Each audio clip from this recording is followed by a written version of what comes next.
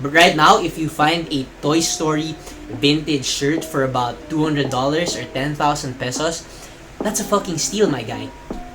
Alright guys, no cap. I went to sleep upset, I woke up upset, and y'all know why? Because I saw this fucking tweet saying it is not fucking ethical to sell a $4 shirt for $50. This fucking bitch just oh my god. Sometimes when people are unable to understand where you're coming from, it's really pointless to try and argue with them, especially if you know that they cannot comprehend a different perspective. So yes, butterfly come, fuck off. But because of that, I've decided to make this video to talk about vintage and vintage pricing, how the market up and down, how you can price your pieces. But before we do get started, let me just talk about this little piece on body right now. We have this 1998 Pink Floyd Dark Side of the Moon vintage faded black hoodie. You have the copyright over here. As you can see, it is only C&E tag, if I'm not mistaken, a size XL, which is available for purchase on over at the Instagram at AskDrip. If y'all haven't been or haven't seen the Instagram, y'all better check it out. Don't sleep. Hey, by the way, if you've been supporting the page, if you've been supporting me, the team, please do give this video a like. Please do drop a comment, and please do subscribe for more content, for more vintage, for more one-on-one education lessons like this. So without further ado, let's get this shit started. Alright, so yo, I bet all the homies at home right now are like, yo, Lobs, alright, I gotta give it to you straight. I fuck with the pieces, I fuck with the page, I fuck with the curation, but god damn, does the price really fuck everything. You're trying to sell me a used shirt for thousands and thousands of pesos, one with holes, and it's faded and it's paper thin. Are you dumb? Why would I buy such a thing? Well, to tell you the truth and to put it as simple as I can, buying and selling vintage items is as simple as the buyer and consumer relationship. So pricing vintage apparel has always been taboo. Like back then, it's always been weird.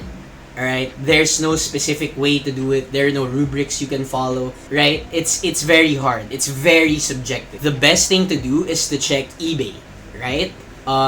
So just do a search of your piece on eBay, check the sold listings, check the posted listings, and from there, you can get a ballpark estimate of the value. Another way that you can use to price for your pieces is to also check Instagram. There are a lot of vintage sellers on Instagram, and it is one of the top platforms right now being used. If you know a shirt exists, it's probably already been on Instagram. You just have to find the right hashtag and to find out if your shirt is worth it or not. Once you find a specific piece, don't hesitate to drop a DM to the account who posted it, because I'm sure he would be more than happy to tell you how much that piece went for. Now, to illustrate the volatile computations of said vintage pieces, 5 to 10 years ago, band tees were all the shit, right? If you were into vintage 5 to 10 years ago, all the flex was about band tees. Like the hardest pieces, the most expensive ones were the rarest band tees there. And now, as someone who's pretty new to the scene, I definitely would like to differ because band tees have fallen, right? Not gonna lie, bro.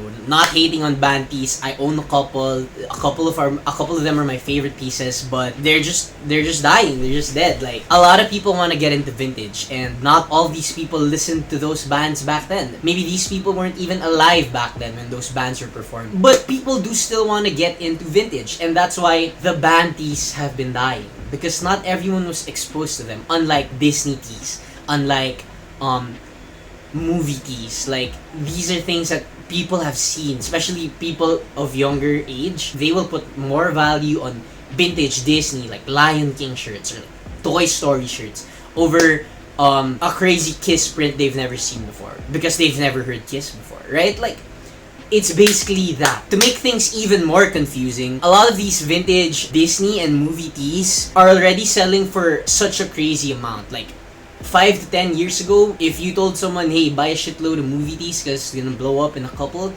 no one would have believed you, right? People who have a lot of movie tees right now were just collecting those because they fuck with them, right? They saw them when they were young. They saw them when they were with their dad before. Or they saw them with their friends. Like, if means something to them, right? Probably only a limited number of shirts like it out there. And you found it. You found it in the wild. You found it in the thrifts. You have no idea how good that makes me, a seller, a thrifter, feel. It's just a different feeling, man. So now to continue to illustrate this, I want to talk about a specific tee.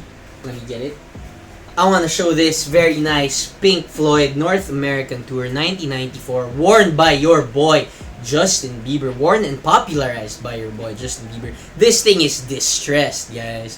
Faded, cracked. This thing is absolutely immaculate. Something you cannot buy on the store. Something you probably will never find anywhere else. And hey, guess what, guys? This piece is up for sale. But now you're telling me, yeah, I know that piece is up for sale. I saw it on the Instagram, but it's up for $15K or $300. Are you fucking kidding me right now? Why would I pay $300 for a distressed, faded, paper-thin shirt? Alright, I hear you, and let me get back to you. It's really all about what you're willing to lose versus what you're willing to gain, right?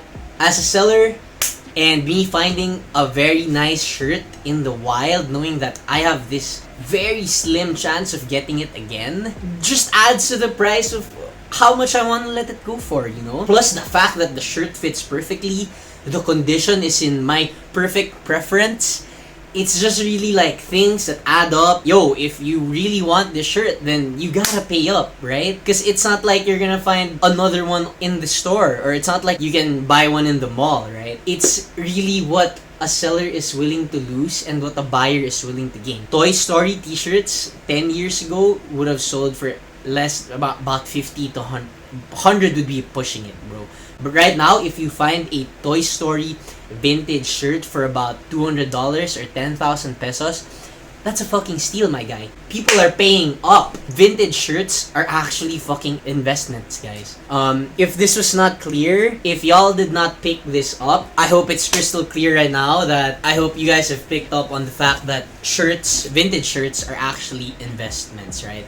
If you buy a designer shirt and you decide to sell it a year after you use it, you're gonna be selling it for below the market value. But if you do find a vintage shirt, you're probably gonna buy it for dirt cheap. If it's valuable, people are probably gonna pay up. Hit someone nostalgically, if it hits a certain heartstring in them, then people are definitely gonna pay up. Don't forget that these vintage clothes aren't as easy as that. A lot of shit goes in where you found it, how you found it, how long it took you to find. And then there are things like, you know, taking pictures, shipping out, documenting. These are things that people cannot see, and Butterfly, come. Fuck you for this, dude. You are so out of it, man. Goddamn. It's just a lot of things going into the price, you know, and that's just how the vintage game works. And to tie it full circle, guys, I just want to explain the logic behind eBay if you guys are a little unclear with that. So back in the day, collectors would post their vintage shirts, vintage band shirts up in eBay for the price that they needed, the price that they wanted to get out of it. And maybe overpriced, underpriced, whatever it was, there would always be someone who would be willing to pay that price, right? You just have to get it under the right eyes, under the right speculation. And that's basically still how the game goes. People still post things for how much they think it's worth, how much they value it, how much it means to them, what it means to them, and hey, eventually they find the buyer, someone who feels the same way, someone who's right, yo, let's do this, I've been looking for that for my entire life and I'm willing to give you anything I have. Trade me any shirt, give me the price, I'll make things happen, man. That's just how the game goes. Alright, boys and girls, I think that's gonna be it for this quick educational how-to video, educational 101 video from your boy, Love Thrifts TV. Please do take a second to check out Acid Drip, the Instagram. We have a lot of bangers posted right now. We ship globally, we accept PayPal, all other paying conditions you can think of locally, and yeah, if you appreciate this, if you appreciate the content, if you appreciate the team, if you appreciate me, please, once again, let me remind you one last time to take a moment to like, comment, and subscribe for more content. And that's it.